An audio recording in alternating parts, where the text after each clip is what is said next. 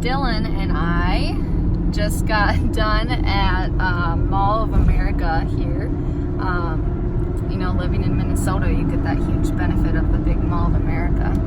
I actually don't go to the Mall of America very often. I went with Dillon more this year, especially with our foreign exchange student here. She really likes the Mall of America, so we went with her a few times. But Dillon and I are actually on our way to a Thomas Rhett concert, which is his favorite artist. I got him it as a surprise birthday present back in June, so yeah, we're super excited. So I just had injections this past week. It would have been 2 days ago, and it's kind of a rough process. They're pretty painful, and the recovery is usually 3 to 4 days until I start feeling better. So my foot's kind of been swollen and really sore. And so today we're out doing stuff, and we have my wheelchair.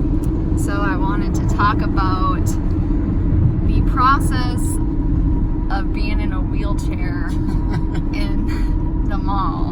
And this is not just Mall of America, this is any mall. Any store. Any store. Store and just the mall in general. Yeah. So Dillon's laughing because he knows pretty well. He's my driver a lot of the times unless I'm pushing myself, but he prefers to push because he likes to ride it like a scooter. But I think the first thing I want to talk about is the way that people stare. It is extremely rude. And I know some of the people, they don't mean anything bad of it. Some might not even recognize that they do it, but it's, they usually first catch you at eye level, and you make eye contact, and then they look you up and down trying to figure out what's wrong. And I get it, because some people, they'll have a stop just doing that. They'll have a broken leg or something that is obvious on what's wrong, and I don't have a cast or a boot or any kind of brace on, so it's hard to tell what's wrong. But also there's a lot of people like that in wheelchairs. A lot of different disorders, diseases, some just recovering from different injuries. And so this isn't just with what I have, this is super common. There's people that might be in a wheelchair that it's not even due to anything with their legs, and it could just be their lung capacity or their ability to walk further or get around easily. So I think it was around a few weeks ago, Dillon and I were on a double date with his friend Logan, and Logan, I and Dillon were having a game to see how many people would stare at me while we were going around in this mall while I was in the wheelchair. And we were playing it for, how long do you think? Less than 10 minutes. Yeah, less than 10 minutes, and our count was over 30 some looks, and that was less than 10 minutes that I had gotten these looks. And this was at a strip mall that's not even it wasn't even super busy there. It was late at night.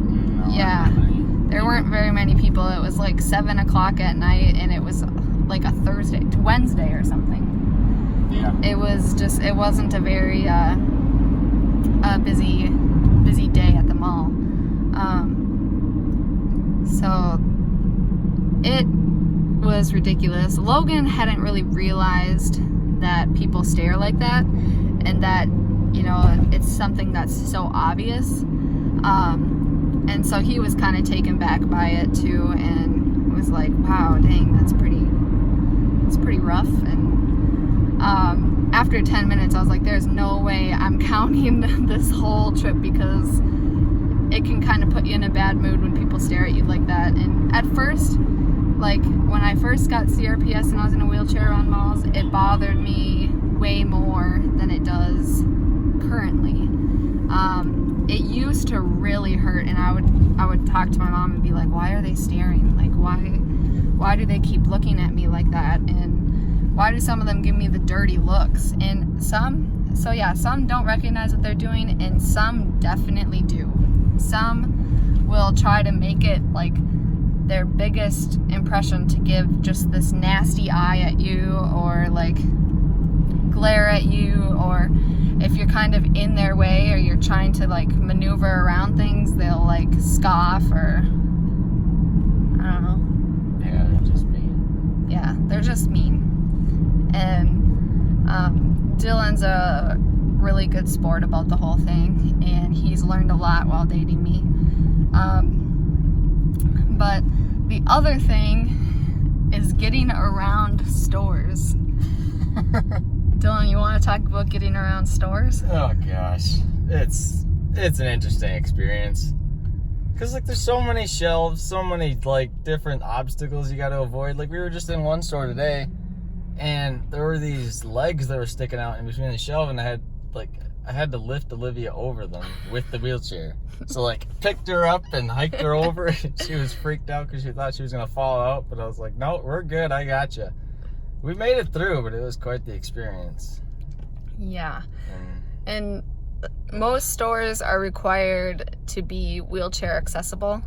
And some have like quite a bit of space that they have, and they'll have like marks on the floor of where to put their shelving and stuff. And actually a lot of stores have that. I only know that from working at one myself back when I went to college up north. But there's a lot of stores that make things like narrow for people that would even walk. And so let alone trying to get a wheelchair through there is like near impossible. And sometimes it's a good thing if I don't need to be buying more stuff. Yeah. But if there's things that I just want to look at, or I don't even know what's back there, it's sometimes a hassle to get around. And then it's embarrassing if I have to go ask somebody, hey, can you move this shelf? Or hey, like, can we try to get around this? And then people are like watching you and like staring, and it's like, okay, this is annoying. It's been almost 2 years now, and I definitely have learned a lot. It's been about 8 months for Dillon. And Dillon, before you started dating me, what do you think you've learned since then? I don't even know where to begin. Like, I don't know. There's this song out there that tells about everybody always having like, I don't know what the right word is, but having like a good look on life, and like how everybody, you look at them like they got something to be proud of, or like you look at them in a good eye. Like you think they're a good person, but then when you have like an injury or a disability or something, you really see what kind of people really are, like what they really make themselves up to be, and what they actually are, like what the world is really like. Because I was kind of blind to what the world was like, because I didn't have any of that. I didn't experience any of that. I wasn't involved in anything that had anything to be scoffed at or anything like that. It's not like it's a bad thing to have that in your life. It's a good thing. I love Olivia and I love what she has, but I mean, I don't love what she has, but like I love her for it. It's really just opened my eyes to what the world's really like and how rude people can actually be, because I was blind to it before. Like I just thought everybody was kind, everybody had a good side to them, but it's not that way at all. People are jerks. Yeah. But then there's also the other side of it. Like, there's a lot of people who are super nice, and they try to make you feel good. Like the other day, we were driving through the mall, I guess you could say, because we're in a wheelchair. And there was this lady who shouted across the whole aisle. We were on one side of the mall, and she was across the big gap on the other side. And she's like, yeah, you go! You got it! Like, at Olivia, because she's trying to lift her spirit and, be kind, but sometimes it's like does the opposite effect. Yeah. But no, she's trying, but I don't know. Sometimes it hurts. Yeah. Like, I think if everyone had the experience of being like in a wheelchair or on crutches for more than 6 weeks, I say that because in a 6-week time frame, like, you get to know it quite a bit, and like you get the frustration. But if you're in it for, you know, a few months, you get to experience much more. There's more things that, you know, in that 6-week time frame, maybe you don't go to the mall, or maybe you like avoid going shopping and you have someone else do it for you or help you out in that aspect. Because you're always going to have people in your life that will be able to help you and be there to support you. But, you know, if you were to go in a longer time frame and make sure that you do all the normal things that you would do in your normal day-to-day life, I think everyone would see how crazy it is. How I remember when I was first just on crutches, I had only had complex regional pain syndrome in my left leg. So I was just on crutches and I was not weight bearing, and it was in the middle of winter. And very slippery, in case you're wondering. Like, rubber crutches on ice don't go very well. So I got a few good biffs out of it. But I was going to the community college my senior year of high school, and I would like be crutching into school, and there's a person 5 feet in front of me that wouldn't hold the door open for me. Or like, even in the summer, it's not winter, they did that. Like 5 feet, maybe not even, like I'm right behind them. They know that I'm there, and they don't do anything to help open the door for me or anything. And I thought that was so frustrating. I remember calling my mom in tears, saying like, I cannot believe how mean people are.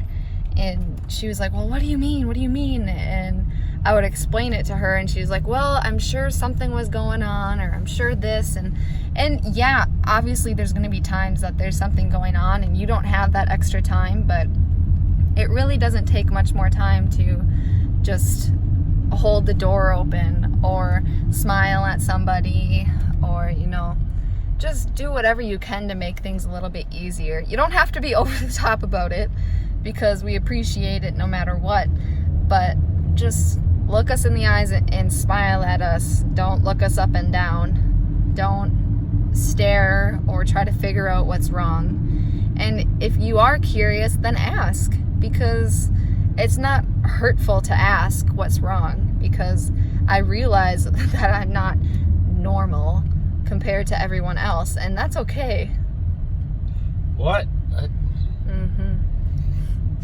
But just being mindful of, you know, everyone's different in their own way, and some people's differences are on the outside and some are on the inside, and just realizing that. And it doesn't mean that something's wrong with me, it just means that I'm not part of the ordinary population.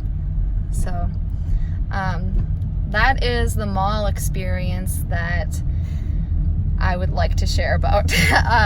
I hope that you all had a great day, and I'll see you later. Bye.